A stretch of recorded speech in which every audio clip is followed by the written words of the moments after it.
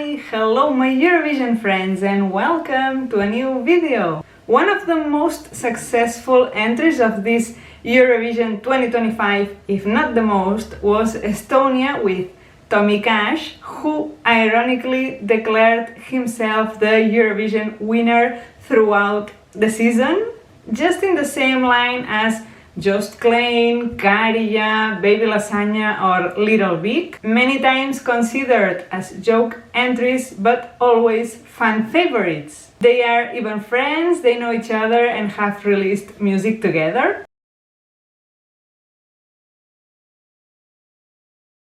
They really connect with people, maybe even more than perfect voices following beauty standards. It's not my case, but I find it fascinating and try to understand it. Why are they so successful? Maybe it is because we see them as normal people doing silly things and we feel identified with them? Is it because of the easy and catchy repetitive chorus that gets stuck in your head? Annoyingly catchy, I'd say. To which we add unusual outfits or stupid dance moves then you'll never forget? Is it because they are cheeky and provocative? Uncomfortable? They make fun of everything. Their Eurovision entries are in fact a family-friendly version of what they usually do. If you listen to their songs, look at their music videos, they look for provocation in everything they do. They may seem silly and a joke, but in fact all of them have many open interpretations if you want to see them. There's a lot happening between the lines. Or not. They'll tell you the song has a simple message, but they won't confirm or deny other interpretations. Euro! Let's go together! It's now or never! I love you all!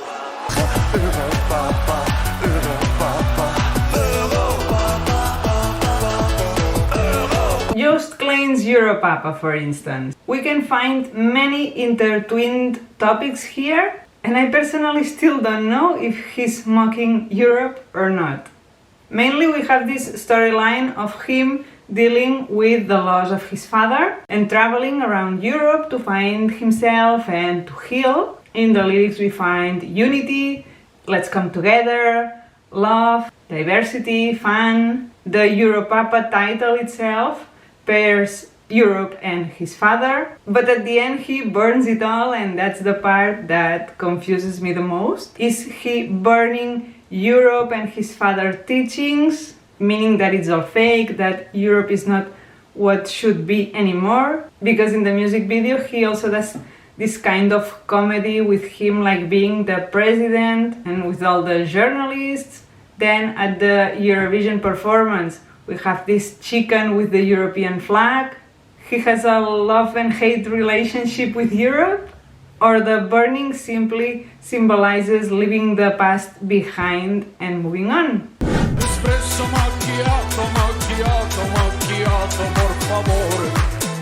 Then Tommy Cash. Apparently the song is a critique to our lifestyle, with coffee as our gasoline to cope with the busy schedules and obsession with productivity. And he uses some Italian stereotypes to do that. Not to mock Italian culture, but this way of living we all have nowadays. And I agree with that. We are all stressed and you feel bad if you do nothing for an hour. The post-its also, when we write down the things, the to-dos, not to forget them. But when he was asked in the interviews, he said he chose coffee because coffee unites us. Because having a coffee is also an excuse to socialize, to bring people together. It has also this part of mocking Eurovision with some diva dance moves, the stage intruder.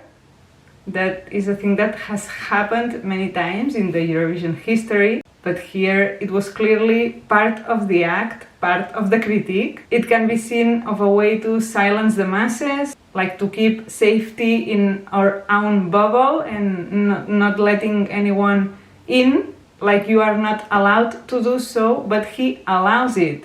He allows her in. We had Tommy Wood in the background and the fan girl with the "Can I Dance With You" banner, so it was Tommy's show. But who was all this addressed to in reality? Is the use of the performance as a kind of protest? And then we have these associations with Donald Trump that many of you pointed out, just as the outfit, the private plane, the bodyguards, all elements that portray a businessman or more. The dance moves, and apparently Trump uses post-its as well. I think these two are the most complex. Then there's Little Big with Uno.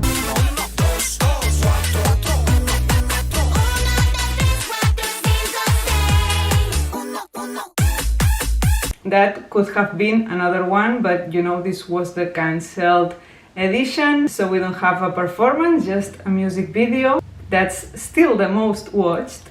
And apparently they did it in few days, so there's not much going on. They're known for more edgy and satiric videos. The lyrics just seem to refer to a party night, some dances, some margaritas, and then some yummy yummy chami chami action.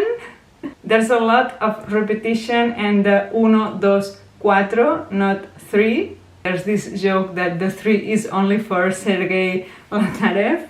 In fact, they're known for this kind of lyrics or singing syllables that don't have a specific meaning but fit the melody and are easy to learn and sing along. They're also known for making fun of everything, even Russian clichés. Here I've learned we have the Tripalowski in the blue sportswear dancer. Apparently it refers to these 3-line brand clothes, plus a touch of retro, electronic music, and some characteristic dance moves as jumps or kicks. The dancer himself is not the usual dancer. He's there to be funny, as all the other band members' dance moves. We have some Spanish clichés and sounds as well, but I'm sure there's a lot more here, or would have been. Then we have Käärijä and Baby Lasagna that are not as twisted, but they have deep meanings and details behind the party songs.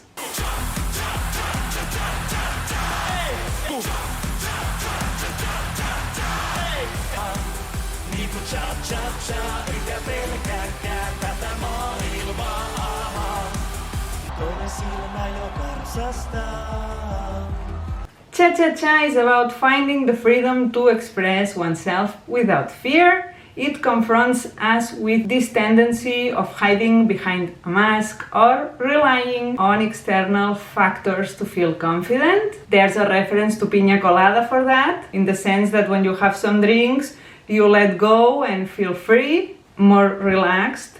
I don't recommend it though, I don't see it is the right way. But we can also associate the piña colada with a more warm atmosphere, this tropical vibe that contrasts with the icy shell he sings about.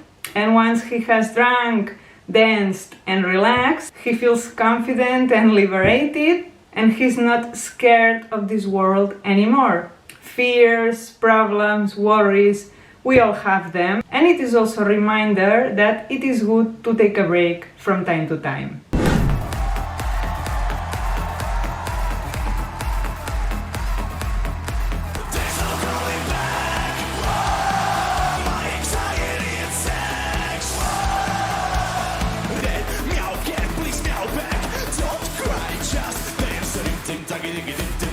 Now, Rintim Takidim is a made-up term to represent Croatian folk dances. Baby Lasagna also invites us to party, to have like one last dance before he leaves home, because the song is about immigration. It's about this reality of young people leaving rural homes looking for better futures elsewhere. This happens in Croatia, this happens in Europe, and all around the world. I guess this is a reality. He talks of the anxiety that comes with it, and that he'll miss home and his cat. So it's another serious topic. And we had many cultural references in the visuals as well, with their outfits and the crochet or pack lace in the instruments, plus all the animal graphics to evoke this rural world. So yes, they are made to have fun, but they go beyond. They are not as simple or as silly as they seem, and they are very camp by its definition. The extravaganza, the memes, like Tommy being always serious, never smiling, for instance. They're always doing a performance, they're ironic, they can make fun of everything, they challenge the norms of good behavior and good taste, the beauty of the ugly. They're over the top, exaggerated, and look for the visual impact and style rather than practicality or following the social rules. They make you think.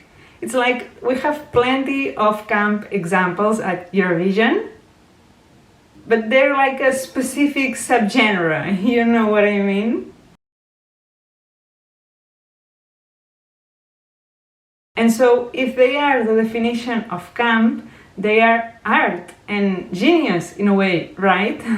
And again, I'm not a fan of these entries, but now that I think about it, diversity is what we like at Eurovision, or at least is what I like the most at Eurovision. If all songs were formal, like they were in the older days, it would be boring and not appealing to the millions of viewers we have now. We like a good show and we like extravaganza, just admit it.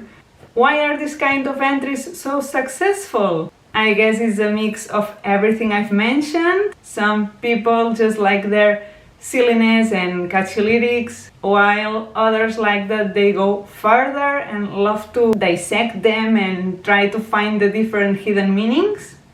Having fun is important in this life as well. So that's what I think. Now it's your turn. Tell me in the comments, what do you think about this mess? Are they joke or art entries? Thank you so much for being here. If you have enjoyed the video, don't forget to like, subscribe, and see you in the next one. Bye bye, take care.